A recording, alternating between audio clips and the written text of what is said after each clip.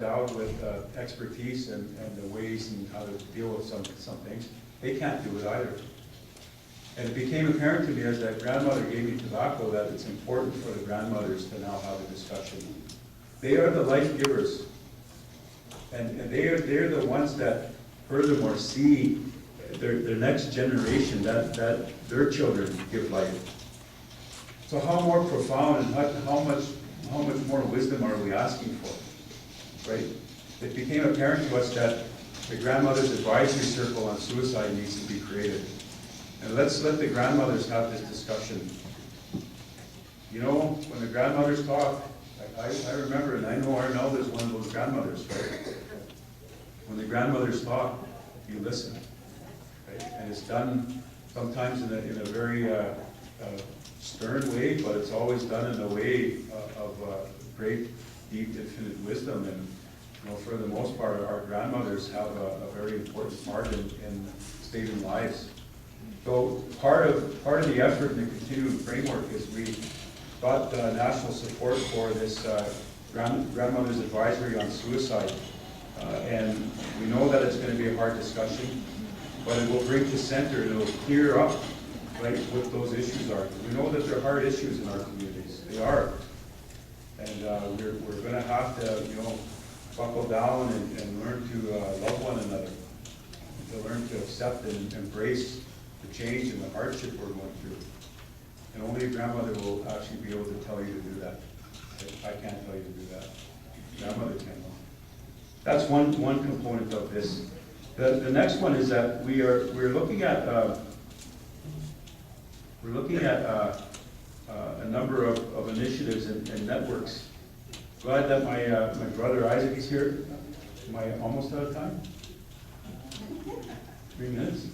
Oh, God. I'll start this way. So we're looking at a cultural camps network where let's get our cultural camp folks in Ontario. We have all the resources there, right? I spoke about that today, this morning, and it's now being worked into a framework. We have, as we know, our women have done so much work throughout the last number of years. But if you look what's happening in our communities, you'll always see the men tend to the fire. Men will always tend to the fire, because that's what we were told to do, right?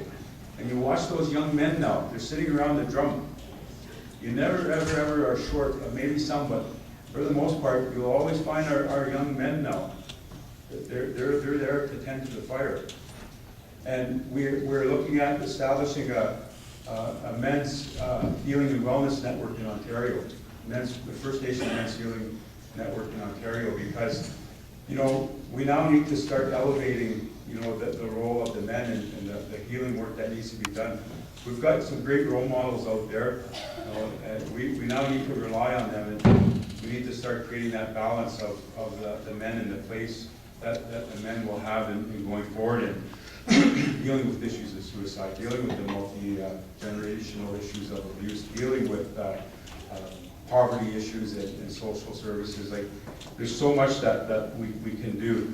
The other area is we want to recognize that, you know, our leaders, as the chief and council goes, the colonial systems, Indian Act chiefs, these processes are colonial. They're not ours. They don't belong to us. But we're forced to work within them. And as we know, we've suffered, you know, immense hardship through our communities as a result of these colonial systems. And oftentimes you see the inability for a local leadership to be able to address these issues. It's because there is no focus on the healing and wellness jurisdictional agenda.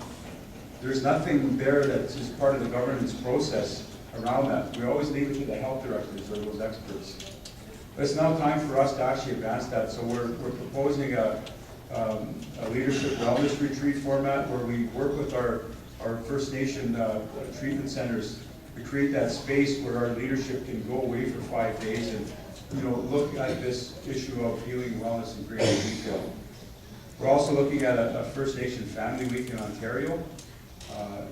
Again, knowing that much of what we've dealt with and what we struggle with around residential school and Indian Act, those two things shattered our families and our family systems. And it's all part of, building things into the continuum that we can do on the ground. I'm actually quite encouraged by much of what's happening in the area of health and responding to our health issues. I'm not so confident in the federal provincial government. We can no longer rely on them in that way. We have to rely on ourselves. So, which is why I think the theme of what is it, Pat? It's awakening a nation. That what this is?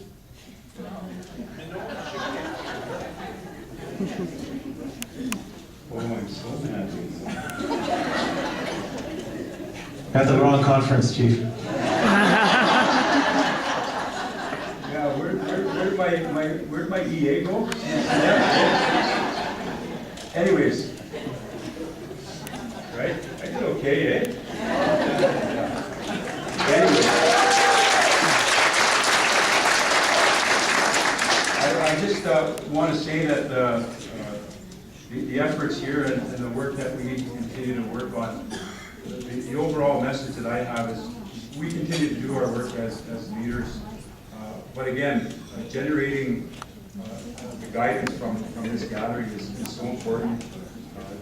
The annual efforts that are made for the Anishinabek to continue to talk about these things, it's got to have action attached to it because of what's happening nationally, what's happening provincially, but more importantly, what our people continue to suffer with on the ground with respect to opiate addictions and everything else related around that. We've got all the frameworks, we've got all the studies, we've done the work, we're developing so many things in our communities. We need to start doing this on the ground. So much of what we're going to be doing, again, in conclusion, as we recognize the work of the National Chief and reconciliation happening in the ROJ process, and what's happening within all of our respective mandates around health, the most important ingredient will be youth happening in your communities. So I'm going to be a strong advocate for coordinating and helping push forward some of these initiatives on the ground. And I think this time next year, I think we're going to see some results, but it isn't going to be because of us, it's going to be because of what's happening on the ground. Again, I just want to note that I was in Rochester Bay, and I didn't see you over there, Tony, but I was well taken care of over there.